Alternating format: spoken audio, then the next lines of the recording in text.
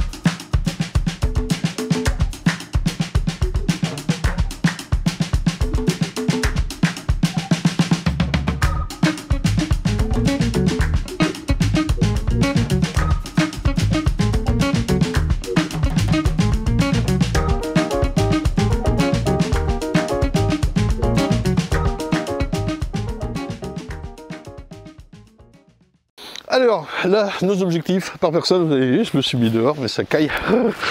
J'ai mis mon vieux bonnet pour faire plaisir à Flo Souche. Salut Flo, bonne année, comment vas-tu? Un petit bisou à Mike aussi en passant. Les gars, comme vous voulez. Ici, nous, on a décidé des objectifs par personne et ça nous donne nos besoins qui sont là. Nous sommes partis sur 250 essaims. Essaim, c'est l'abréviation de essaim, t'as vu? Facile. On prend 50 de marge, donc on monte à 300 essaims. 50 de marge, c'est pour ceux qu'on va utiliser pour nos ruches de production, en remplacement d'éventuelles mortes ou quoi. Et le taux de réussite, qui n'est pas 100%. On ne va pas faire 300 essaims, 300 essaims. N'importe quoi. Donc, ça nous fait quand même 300 ruchettes. À prendre en compte, je peux faire l'autre côté. 300 ruchettes. 1800 cadres. Hein, si on part sur 6 cadres par ruchette, 300 partitions. Il faut bien penser que quand on va les faire, il faut d'abord être sur 2 cadres ou 3 ou 4. Il y aura besoin d'une partition jusqu'à les étendre sur 6. Et puis les emplacements, ça prend quand même sacrément de la place. Toutes ces notions de cadre, de emplacement, de tout ce que vous voulez, on va les revoir au fur et à mesure de la saison. Je ne vous donne pas tout en une vidéo et je vais plutôt très vite pour pas vous saouler. Voilà. Sur la production de miel, on décide d'en avoir 100 chacun.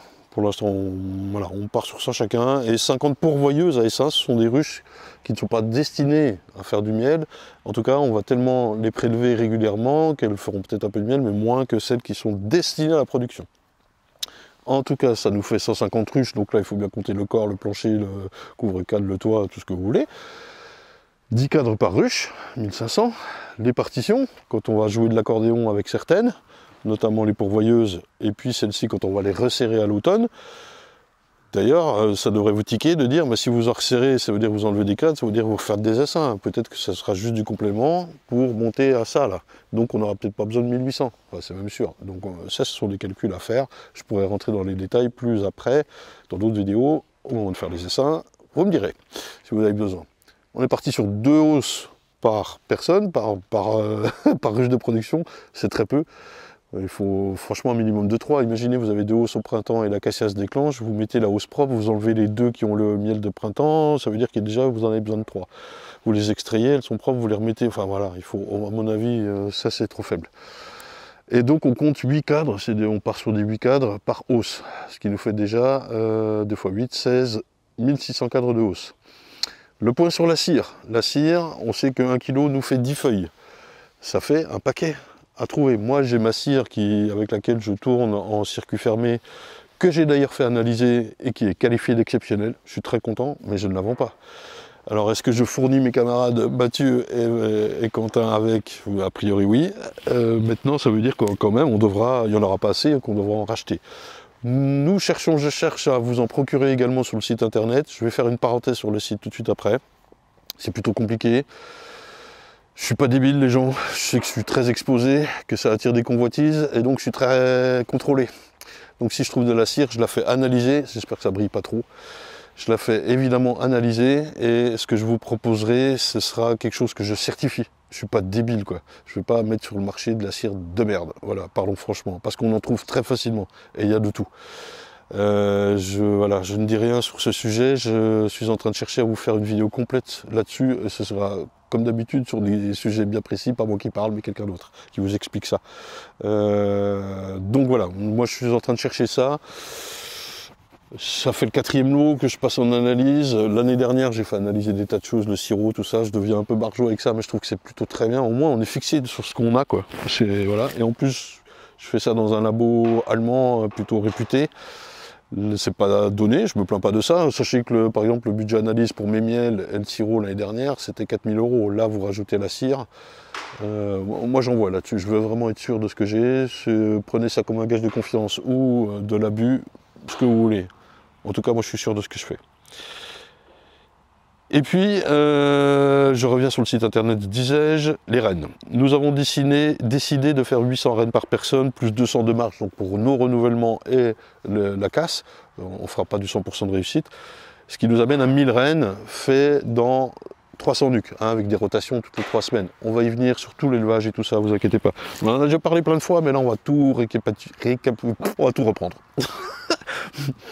Ce qui nous donne, si on met 2 cadrons par nuque, hein, 2 cadrons et une partition, enfin nourrisseur partition, 600 cadrons, 300 nourrisseurs partition, hein, nourrisseurs cadres, et puis les grands nuques comme ça, dans lesquels on va hiverner tous ces cadrons, parce que les petits nuques pendant l'hiver sont vides. Hein, ce sont des grands nuques qui sont sur 12 cadrons et 12 cadrons, ça fait 24. Donc en gros, c'est une petite trentaine pour hiverner tout ça. Voilà. Et les emplacements, ça prend un max de place aussi. Alors là, aujourd'hui, cet après-midi, avec Quentin, on voulait attaquer le nettoyage d'un emplacement. Il pleuviote un petit peu, on décale, puis on a lancé la fonte de la cire pour nous. J'ai que 2 fûts à fondre cette année. C'est peu, mais enfin bon, voilà, on s'en occupe, que ça libère un peu de place. Sur le site internet, je reviens là-dessus après le bilan. Sur le site internet, effectivement, je suis partie prenante, puisque nous proposons du matériel, une saison aux abeilles sur le site, une saison aux abeilles.com, on a fait simple. Alors, il y a des tas de vidéos sponsorisées qui existent de partout. Moi, je ne l'ai jamais été. Je crois pas que je le serai un jour. J'ai jamais eu de vraies propositions. En tout cas en apiculture, non. Et de vrai. Hein. Et donc j'estime que j'ai le droit de dire, de toute façon, si je veux parler des abeilles et de mon métier et de ce qu'on fait ici, je suis bien obligé de parler de matériel et tout ça. Donc oui, je suis partie prenante. Et après, quoi, je veux dire, je reviens pas là-dessus, je le dis une fois, vous inquiétez pas. Enfin, je veux dire, ça fait partie du truc, quoi. Si on me condamne pour ça, franchement, on ne peut plus rien faire, quoi. Ouais, je connais d'autres qui disent, non mais vous pouvez leur jeter des cailloux, alors, hein. Voilà. Bon, vous avez compris dans le global que ça représente quand même beaucoup de matériel, beaucoup d'investissement. Moi, comment je me situe? Eh bien, on fait le bilan à ce moment-là. Sur ce bilan, il y a le bilan d'automne, hein, c'est un petit peu avant l'hiver, oui. Jusque-là, j'ai pas inventé l'eau chaude. C'est de savoir surtout combien on va déclarer à fin décembre maximum, combien on a de ruches. Mais celui qui compte, c'est le bilan début, au sortir de l'hiver, avec quoi on attaque notre saison. Là-dessus, moi, j'ai à peu près tout. J'ai pas grand-chose à racheter. Je crois qu'il faut juste que je reprenne 100 nuques. Et voilà. Ouais. Je crois que j'ai pas mal de choses, et puis les nourrisseurs, mais sinon tout le reste c'est même trop de hausse, je vais en redonner à Quentin et Mathieu. Mathieu il en a une partie, il faut qu'il rachète beaucoup, et Quentin, lui par contre, il doit tout se fournir. Cette année il est salarié avec nous, et l'année prochaine, il s'installe. Donc on sera vraiment 3 apiculteurs indépendants qui travailleront ensemble, pas en GAEC, indépendants. Et lui, il doit vraiment tout acheter. Par contre, ça lui fait un bon petit investissement. On va aller le questionner là-dessus pour savoir ce qu'il en pense. Quentin, je suis trop content que tu sois là, Quentin. Je le dis officiellement devant tout le monde, t'es une putain de perle. Sur le matériel, donc là je concluais qu'il y avait quand même pas mal de choses à racheter. Justement, toi, si tu quantifies un petit peu en euros ce que ça valait, ouais, environ 40 000 € hors taxe, sans compter la location d'un bâtiment, un véhicule et le matériel d'extraction. Ça picote quand même, ouais. Picote. Ouais, donc vous voyez, c'est pas un investissement léger. Alors, c'est aussi beaucoup parce que c'est un métier, je veux dire, hein, c'est quelque chose qui est censé ramener de l'argent, donc il y a de la production, des seins, de rennes, de miel, etc. quoi, hein, bien sûr. Et t'es confiant? Oui, pour le moment. Et tu me fais confiance à moi? Oui. Merde. Non, mais ça va le faire. Là, concrètement, tu es en train de m'aider à tout. Enfin, c'est pas m'aider, c'est que tu fais tout. Arranger le bâtiment, tout préparer.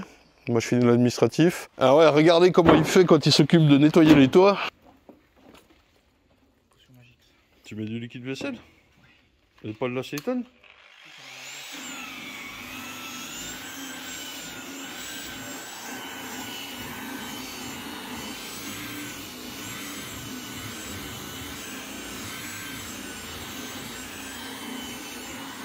Le gars rigole pas du tout.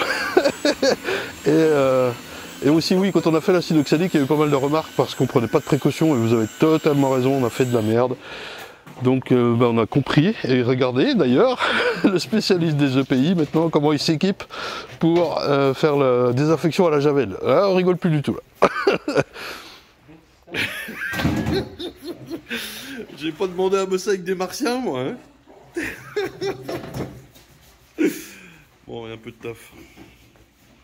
On voulait aller débosser un emplacement aujourd'hui, on le fait bientôt, comme ça nous fera la petite vidéo de la semaine prochaine pour parler de ça.